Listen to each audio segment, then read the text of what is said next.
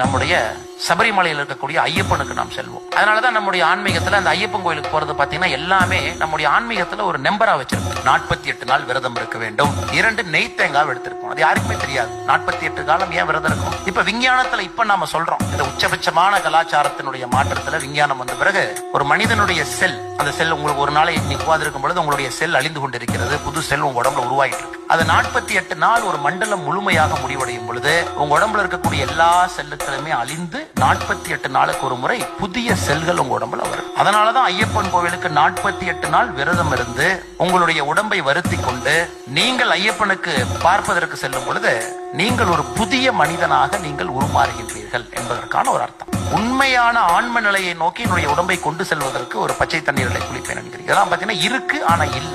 பக்தியில சொல்றாங்க detached attachment. எல்லாமே இருக்கு ஆனா அதுல ஒரு டிட்டாச்மெண்ட். ஐயப்பனை பார்ப்பதற்கு முன்பு முதலாக நீங்கள் ஐயப்பன் கோவில்ல பார்ப்பது தத்மவசி என்கின்ற ஒரு வார்த்தை. தத்மவசி என்றால் நீ யார் என்று நினைக்கின்றாயோ நீதான் அது என்கின்ற ஒரு அர்த்தம்.